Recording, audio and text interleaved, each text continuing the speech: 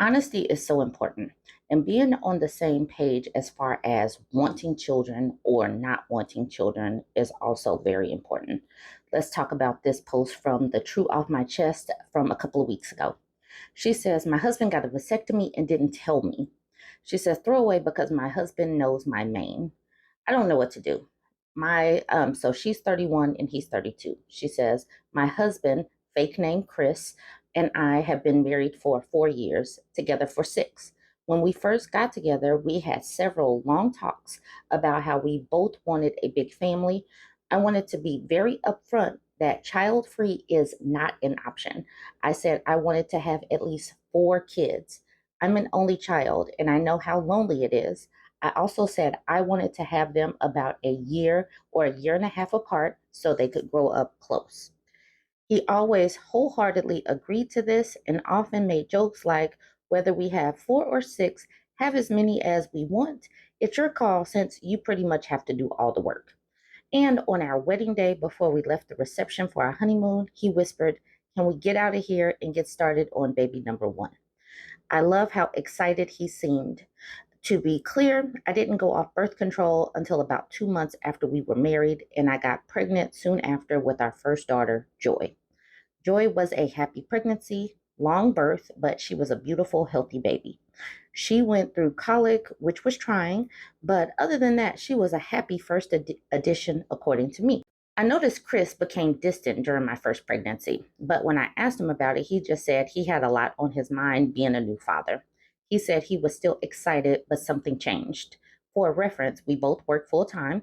I make about 20,000 more a year than him. And the 5-bedroom house that we live in was a gift from my mom, who is very excited to be a grandma to many. My job is fully remote, but still offers maternity leave.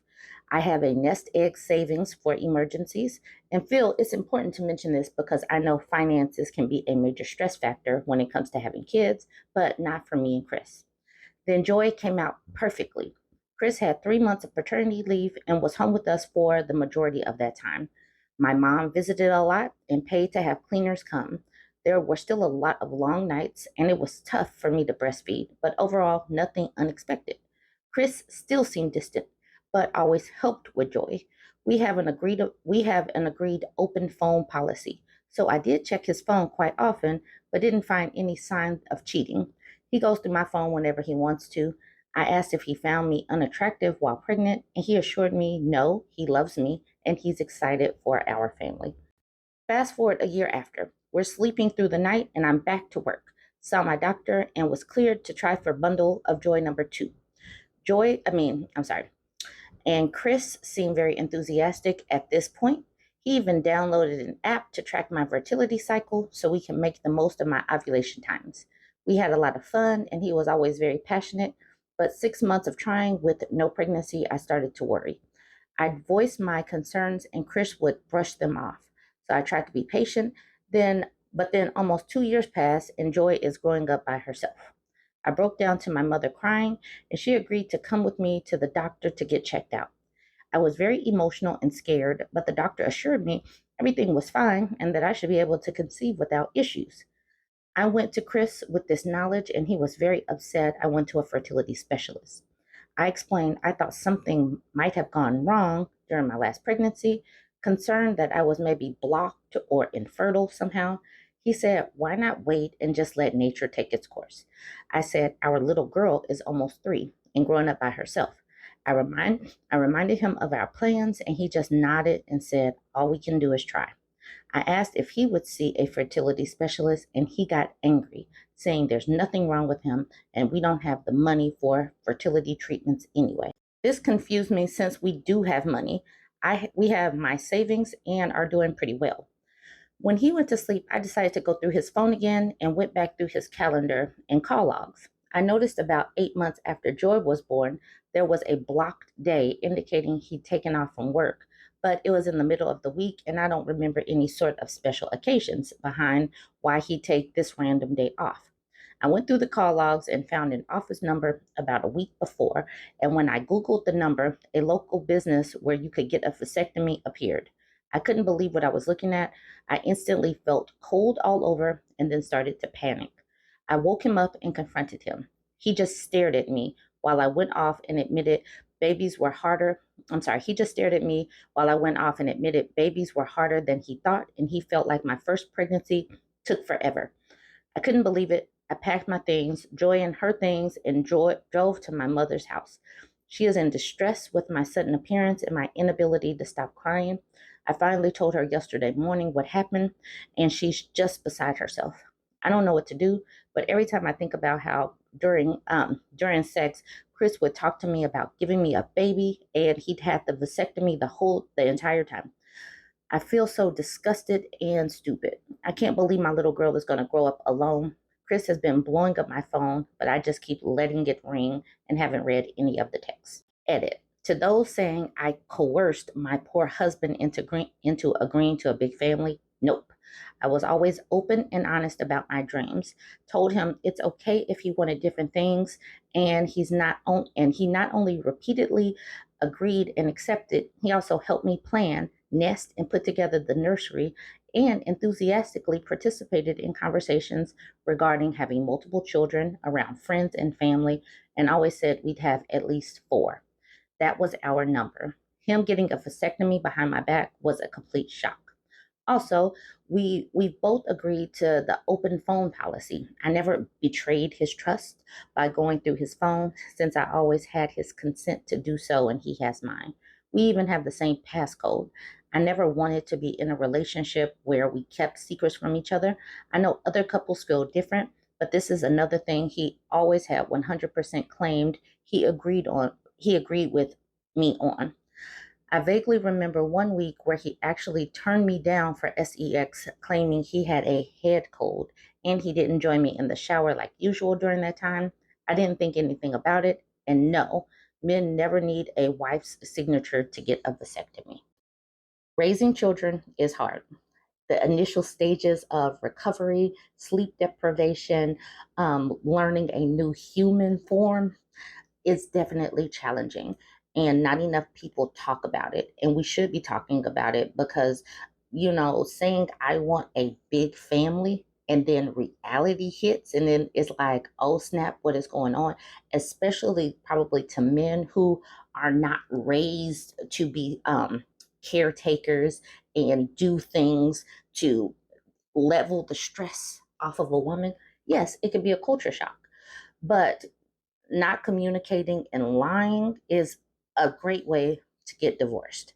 And I don't know how anybody can like put this on the wife, but I do understand and realize that our world is conditioned to blame the wife for the man's lying and cheating and whatever bad behavior. A wife is typically the one that gets blamed. Wanting to be child free is fine. Wanting to be flexible and do the wait and see before deciding on a number is fine. Wanting to, have a big family is fine, but you need to find somebody that is on the same page with you and not lie to the other person simply to stay with them. Because in the end, y'all gonna break up anyway once the other person finds out that you're a liar with no integrity. Anyways, jump in the comments. This was a fairly long one, so I'm not gonna do the comments. So let me know what you think about this one. Don't forget to like, comment, and share. I want women to get a sense of self preservation, a sense of survival. We're going to do this post, but I also want women to learn leave quicker, especially if you have children. Have a sense of survival for yourself and your children. This is a trigger warning. There is mention of DV. She says, I don't love my husband anymore and I feel guilty. A year ago, my husband came home from a playoff hockey game, the drunkest he'd ever been in his life, and assaulted me because I told him he was being loud and was going to wake the baby. He punched me in the face, pulled me by my hair, and threw me through a wall. I was hurt and scared and wanted to phone the police or anyone to help me, and he wouldn't let me because he is being abusive. Of course, he doesn't let you call the police. Said it would ruin our lives if I phoned the police and said it's none of anyone's business. He said he would never do it again and he was sorry. I took a few weeks off work because I was so shook up and wasn't allowed to tell anyone. It's been a year, and although I've told my husband I forgive him, I don't. I told him I forgive him because he threatened me, and I told him I had to. And told me I had to forgive him. Okay. I think about that night every day. I've tried so hard to forgive him and move on, but I don't love him anymore. I wanted to leave a year ago, but he wouldn't let me. He spent the whole year making it up to me, but I don't feel the same. He gets super mad if I ever mention what he did. I have to force myself to have sex with him, and I don't feel anything or enjoy it. The whole time I'm thinking about that night. I'm not attracted to him anymore at all. He's threatened me that if I ever leave him, I will have nothing and he'll take our child from me. He also threatened to unalive me if I leave him. So I've stayed out of fear. I'm so depressed and unhappy with my life. I feel so guilty that I feel this way. He's been amazing to me, but I can't move on. He's been amazing. He's been this what? Nothing he does matters anymore. I'm only in my early 30s and I really don't want to spend my life with someone who I'm not attracted to and scared of. I tried really hard to forgive him and move on, but I can't. Am I being too hard on him? Should I forgive him and force myself to love him again? Am I being too hard on him? No. He's abusive. He is controlling. He will hurt her. He's made threats. This is not a good person. Should I forgive him and force myself to love him again? No. Love yourself more. Love your children more than a person who makes threats and is abusive. Edit. She says, wow, I didn't think this post would blow up and I would have the support of 300 plus internet strangers. She says, my husband has alcohol and addiction issues. The past year, pretending to love him has been the most mentally and physically exhausting thing ever. My depression and anxiety has caused me to struggle with being a mom to our 3-year-old. Living in constant fear that he's going to assault me again is making me feel crazy. Edit number 2. I have pictures of the injuries to my face, body from May 2023, from the May 2023 assault, and pictures to the damage to our house. I have text messages and audio of him threatening to unalive me. I've known in my head and heart that I have to leave because he is violent and dangerous, but I have zero support and I'm so scared. Okay. Honestly, at this particular point, before women get involved in a situation, because you do not know how these people are going to act once they get married and have children. You cannot plan for this. But this is one of the reasons why women have got to go get their education, get some career experience under their belt, and have like some stability or the opportunity to go back to work if you take time off. Women need to have some money saved up or put aside. Women have got to plan for something like this because you simply don't know. And not having enough money to just get up and leave to survive, that is not a great place to be in. It is mentally taxing and it sets you up to have no choice but to stay in an abusive situation, especially if you are leaving an abusive or chaotic or dysfunctional family where you have no support. So women have got to be forward thinking. And that's going forward. This woman, we can't really help her be forward thinking because she's already married to this abusive person and already has a kid. But for the woman who is listening to this or reading this, or just a young woman in general, focus on getting yourself, a foundation. Like I just said, your career experience and having the opportunity to move around if necessary. And like this person is commenting on the he's been amazing to me part. That stuck out to me because, Mia, she says, clearly that's not true. Being punched in the face and dragged by my hair and thrown through the wall and manipulated into not being allowed to tell anyone doesn't sound anywhere near close to amazing. Please get out of there. There is nothing amazing about this person. Nothing in this post was amazing. This person is addicted to drugs, threatening, violent, abusive. Yeah, this person sounds the complete opposite. Like if there is a spectrum from amazing to terrible, like he's literally way on the terrible side. This person is commenting on the he's been amazing to me part as well, saying, I find a lot of people say this in bad relationships. They're trying to downplay how their significant other has been when talking to their friends and family or possibly themselves. I have heard you don't see how he treats me when it's just the two of us. So many times it makes me want to puke. Also, probably when someone is used to getting 0% from their partner and have been begging for years for more, the occasional 5% feels so amazing to them after years of withdrawal. Timely use says it's also called sucking you back in or hoovering. You want to think the nice guy is the real him, but if he keeps going back to being controlling and shitty, then that's the real him. An outside ad says the sunk cost fallacy. PSA, you can never invest time, only waste it. There is no correlation between effort and result when it comes to dating either. And with that, I'm going to leave it. This cycle of abuse is a real thing. Women need to, like I said early on, get a sense of survival for your children's sake, for your sake. Do you want to live? Do your kids need you? Do you feel like you have a presence that needs to be here? And that thought should be more than his feelings. So, for the other ladies that are watching this, get a foundation first before getting with somebody like this, because we cannot control how they behave, but we can control the fact that we can leave if necessary. Let me know what you think about this one. Don't forget to like, comment, and share. Okay, so we have another Am I the A-hole thread where a woman is clearly just asking for validation. She says, Am I the a-hole for breaking up with my boyfriend because he ignored my medical emergency and didn't visit me in the hospital? So she's 25, he's 27. She says, I have been dating my boyfriend for 2 years. He has been my first ever boyfriend because not a lot of guys seem interested in me. Overall, our relationship has been good, but something happened recently that made me question everything. About 2 months ago, I started feeling severe abdominal pain. Okay, ab pain, Lord, when we were at his apartment. The pain became so intense that I could hardly move or speak. I told my boyfriend that I needed to go to the hospital because something felt very wrong.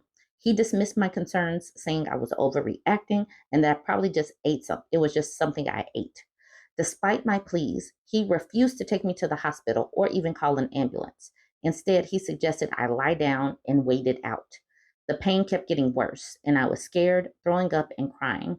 After an hour of begging him to help me, I finally managed to call a friend who immediately came over and took me to the ER.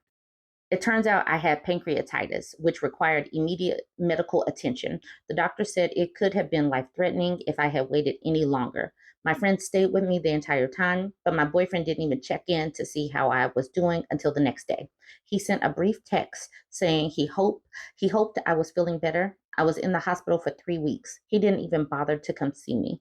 When I confronted him about his lack of support and concern, he got defensive and said I was being dramatic and that he didn't think it was that serious. He accused me of making him look bad in front of my friends for something that wasn't a big deal. I decided to break up with him because I can't be with someone who doesn't take my health seriously or support me in an emergency.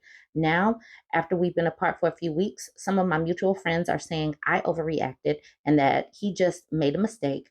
I think I should give him another chance, that he was busy and it wasn't as big of a deal as I made it out to be. Am I the a-hole? Absolutely not.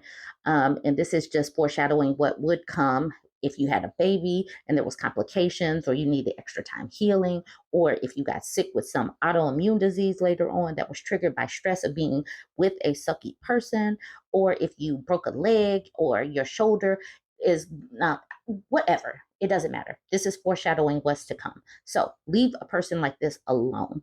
Stop ignoring the red flags. Ladies, stop looking for validation that you're making the right decisions. If a person could do you like this and not even really regard your health as something important, then do you think that you're important? Do you think that you would treat your significant, would you treat him the same way he treated you?